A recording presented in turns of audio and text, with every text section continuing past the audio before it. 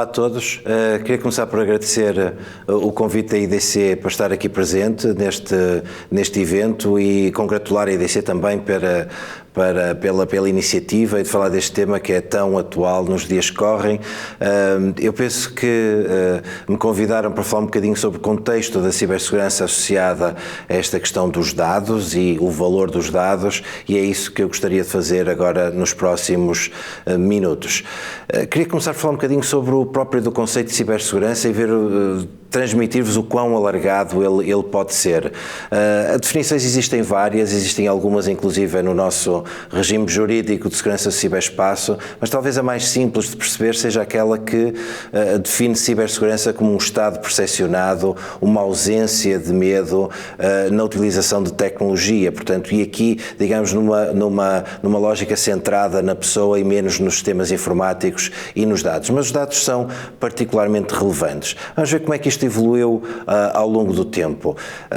Os primeiros incidentes que tivemos, ainda na década de 80, julgo que alguns de vocês lembrar-se-ão, com certeza, de algumas coisas que estão aqui no quadro, aquele ecrã com o vírus I Love You, não faziam mais do que incomodar, não tinham um impacto propriamente dito e eram resolvidos desligando e ligando o computador e depois removendo um ficheiro da floppy disk que tinha infectado o computador. Não era mais do que isto. As coisas têm evoluído e, digamos, no meados da década de 90, começamos a observar, principalmente com o surgimento do que se chamavam os vírus polimórficos, algumas técnicas já avançadas de furto de identidade, principalmente focadas na fraude e no roubo de património. Portanto, temos aqui um outro conjunto de dados e também temos novos atores a entrar para a cena da cibersegurança, nomeadamente o law enforcement ou a investigação criminal.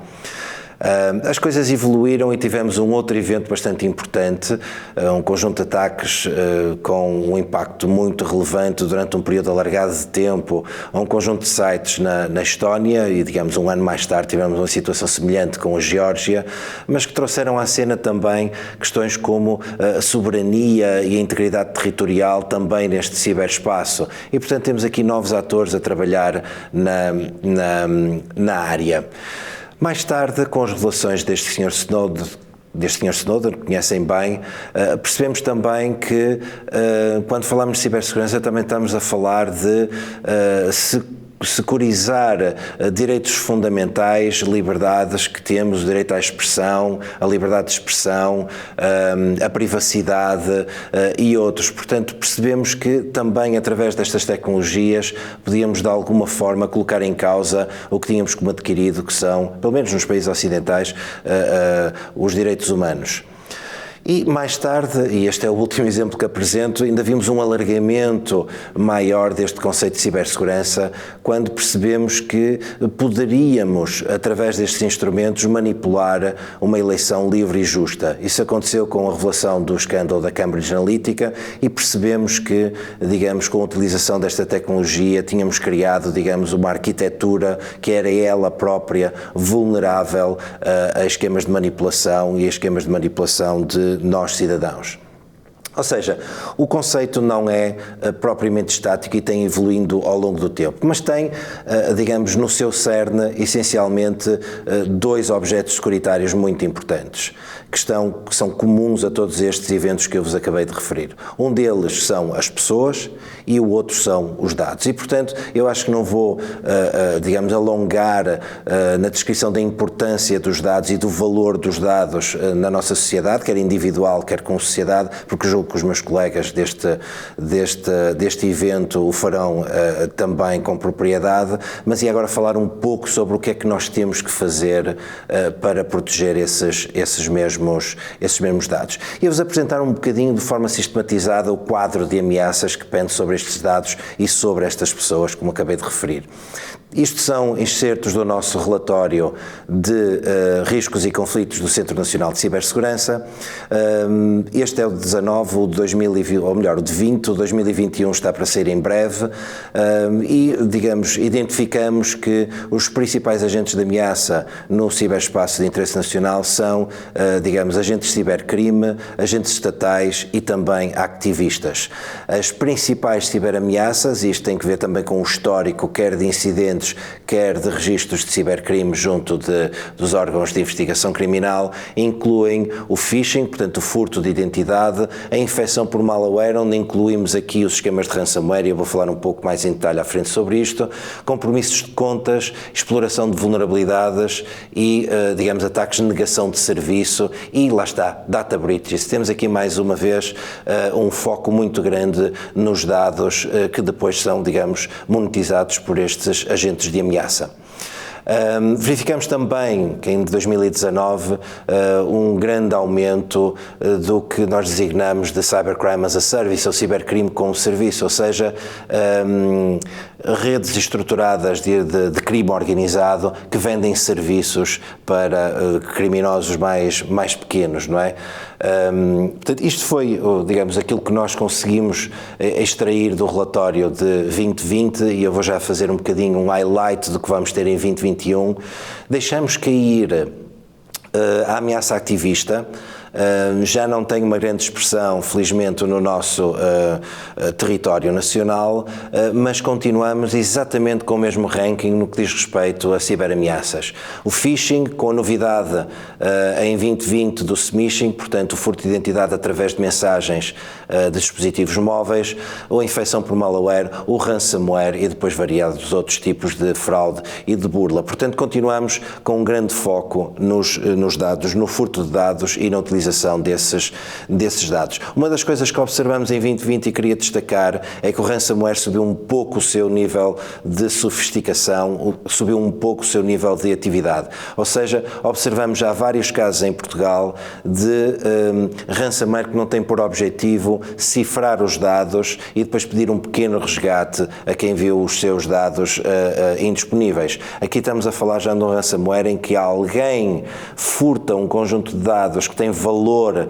para a organização e depois pede um resgate bastante elevado. Estamos aqui a falar na ordem dos 10 milhões de dólares para não revelar esses dados na internet. Portanto, é um outro tipo de ransomware mais focado, mais direcionado e que de alguma forma vem subir o valor dos dados.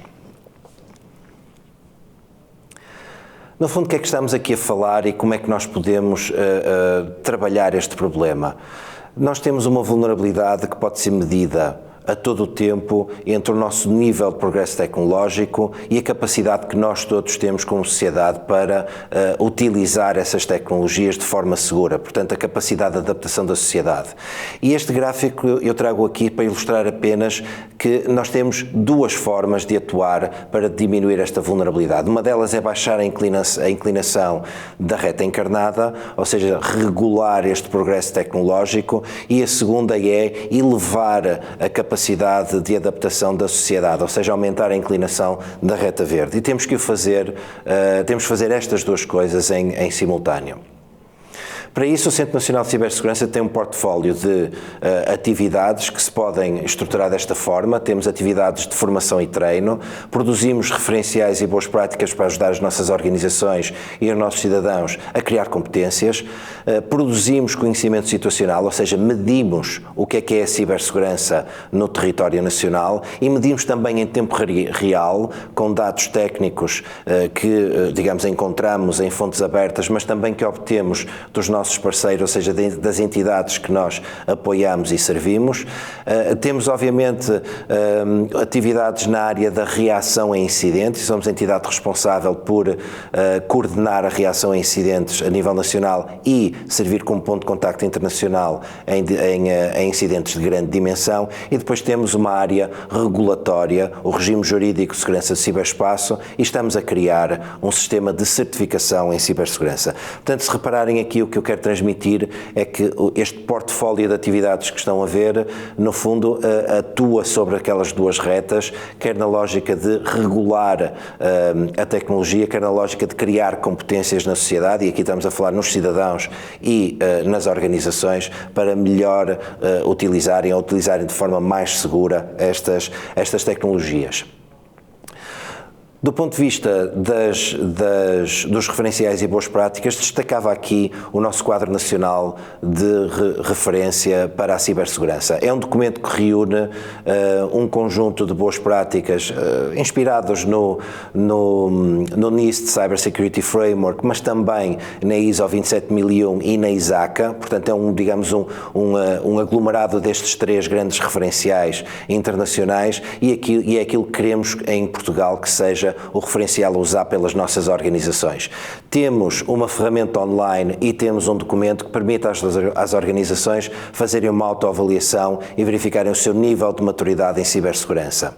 E depois estamos a trabalhar, e este relatório de riscos e conflitos que vamos produzir em breve vai ter um conjunto de anexos com uma avaliação setorial do que devem ser os cenários de risco a levar em conta nas análises de risco internas e também uma valoração das ameaças e uma valoração dos ativos que devem ser protegidos e, portanto, estamos aqui a dar instrumentos para ajudar as organizações a realizarem este quadro nacional de referência em cibersegurança. Também pretendemos, ainda em 2021, definir um esquema de certificação dentro de um quadro nacional de certificação em cibersegurança para que as organizações possam obter um selo de conformidade. Para criar competências nos utilizadores, temos um conjunto de cursos online de curta duração e, digamos, aqui o nosso objetivo é chegar a todos os cidadãos nacionais com estes cursos. Para isso estamos a fazer parcerias com grandes empresas que se comprometem connosco a dar formação, nomeadamente estes três cursos, o Cidadão Ciberseguro, o Cidadão Ciberinformado e o Consumidor Ciberseguro, a todos os seus funcionários. Porquê? E porquê este compromisso? Porque, efetivamente, a grande parte daqueles cenários de ameaça que eu mostrei atrás exploram a vulnerabilidade humana. Portanto, exploram a incapacidade dos colaboradores, quer em contexto laboral, quer em contexto doméstico, de ter as melhores atitudes ou os melhores comportamentos ou os comportamentos mais seguros. E, digamos, um colaborador com estes comportamentos seguros, com estas atitudes de cibersegurança, são, digamos, um ativo para a organização, colocam menos em risco a organização do que se não tivessem estes cursos. E é um bocadinho esta a aposta que queremos fazer. Também vamos criar, este é um programa que temos inscrito no Programa de Recuperação e Resiliência, de até 2026, ter 10.000 especialistas em cibersegurança formados através de uma academia. Aqui o foco é, lá está, a implementação do Quadro Nacional de Referência em Cibersegurança. Não queremos só dizer o que fazer, queremos também dizer como fazer, e esta academia tem este objetivo. Vamos continuar com o nosso observatório a produzir indicadores nestas 6 linhas de observação sobre o que é a cibersegurança em Portugal. Já temos vários relatórios anuais sobre sociedade, já temos um sobre ética e direito, já temos 2 sobre riscos e conflitos e este ano vamos produzir o primeiro sobre economia e cibersegurança e sobre políticas públicas e cibersegurança. Também vamos incentivar as organizações, principalmente aqueles que são operadores essenciais e operadores de infraestruturas críticas, a ligarem os seus SOCs, os seus Security Operations Centers, com o nosso panorama e correlacionar os eventos recebidos dos vários organismos e produzir relatórios agregados de cibersegurança nacional. Qual é que é a vantagem aqui? É que podemos produzir alerta precoce quando percebemos que há um modus operandi que começa a atuar em Portugal, seja neste setor, seja nesta organização, e poder avisar as restantes de que isto está a acontecer. Também vamos, isto é uma coisa que fazemos, que é a coordenação da resposta a incidentes, fazemo-lo numa colaboração muito estreita com outras entidades com responsabilidades operacionais no ciberespaço, como a Unidade Nacional de Combate ao cibercrime ou crime tecnológico da Polícia Judiciária, ou o Departamento de Intelligence que se dedica a estes temas do ciberespaço, ou ainda o Centro de Ciberdefesa dentro do Estado-Maior-General das Forças Armadas. Trabalhamos conjuntamente e articulamos as nossas operações, cada um dentro das suas responsabilidades. Nós, Centro Nacional de Cibersegurança, numa lógica de continuidade de negócio e de recuperação de um incidente, a Polícia Judiciária para encontrar os autores e levá-los à Justiça e, digamos, os outros dois, no fundo, num contexto de soberania e aí, digamos, terem a informação necessária caso um incidente escale a uma situação em que seja necessário outro tipo de instrumentos para responder. Terminava com a componente regulatória. Está para sair um decreto-lei que regulamenta o regime jurídico de segurança do ciberespaço e que vem de alguma forma indicar quais são as medidas de cibersegurança de caráter obrigatório que o conjunto dos operadores essenciais, operadores de infraestruturas críticas e organismos da administração pública estão obrigados a executar junto dos seus sistemas informáticos. Preconizamos uma abordagem baseada no risco, como referi, e por isso é que vamos ajudar as organizações dando-lhes as constantes necessárias para esta avaliação de risco. Também esta legislação complementar prevê a notificação obrigatória de incidentes que vai ajudar a melhorar, digamos, o accuracy do panorama e dos relatórios que produzimos com o panorama. E, digamos, o conjunto das medidas que são de caráter obrigatório são aquelas que constam do quadro nacional de referência em cibersegurança. Por isso, é importante termos um esquema de certificação que garanta à organização de que está conforme aquele quadro nacional de referência. Temos também já um enquadramento legal para a certificação em cibersegurança em Portugal, muito inspirada na lei ou no regulamento de cibersegurança europeu e que vai acomodar esquemas de certificação que são produzidos a nível europeu, mas também esquemas de certificação que são produzidos a nível nacional. Esquemas europeus, em princípio em maio, será aprovado um esquema de critérios comuns para produtos e serviços TIC e prevê-se para o início do próximo ano um esquema de certificação de serviços de computação em nuvem. Também estão no roadmap, certificação de componentes para redes 5G e também, digamos, dispositivos conectados, ou aquilo que se designa o Internet of Things. O que prevemos em Portugal de diferente deste roadmap europeu é a criação de um selo muito focado nas pequenas e médias empresas e muito focado no compromisso que as pequenas e médias empresas têm com o que são as condições mínimas de cibersegurança. Estamos a fazê-lo em cooperação com a Secretaria de Estado da Transição Digital e é algo que será anunciado muito em breve. No fundo, estamos a falar dos requisitos mínimos que qualquer pequena e média empresa, qualquer organismo do Estado de dimensão média deve ter do que diz respeito à cibersegurança. E outro esquema que temos que desenvolver até ao final do ano é este da conformidade com o quadro nacional de referência em cibersegurança. Agora, quais são os desafios? Os desafios são imensos para conseguirmos isto. Talvez o primeiro seja, digamos, a massa cinzenta. Temos que apostar na qualificação e na requalificação dos nossos ativos para que eles sejam, de facto, capazes de executar estas tarefas que temos que fazer, que estão à nossa frente, nomeadamente esta conformidade com as melhores práticas. Mas depois temos também que naturalizar ou normalizar a cibersegurança. Aliás, esse é o mote da nossa conferência anual deste ano, o C-Days, que se vai realizar em junho. O mote é precisamente naturalizar a cibersegurança, é tornar a cibersegurança natural e não olhar para a cibersegurança como um custo ou como algo que é um acrescento ao dia-a-dia das nossas organizações e ao dia-a-dia do nosso, digamos, do nosso modus operandi. Não, a ideia é que nós, por exemplo, como cidadãos, possamos tomar decisões de análise de risco enquanto navegamos na internet, quando recebemos um e-mail, quando lemos um e-mail, de forma perfeitamente natural, da mesma forma como quando atravessamos uma rua sabemos que temos de olhar para a direita ou para a esquerda. E isto implica muita sensibilização e implica um esforço participado, quer do Estado, quer das organizações, para que isto possa acontecer. Nas organizações temos também que influenciar as lideranças. Temos que apoiar as lideranças a fazer uma transição digital, security by design, e temos que ajudar as lideranças a perceber que a cibersegurança não deve ser percebida como um custo, mas como um ativo estratégico, um aspecto reputacional. E, portanto, estes são essencialmente aquelas mensagens que eu gostaria de vos deixar hoje. Muito obrigado e um bom evento.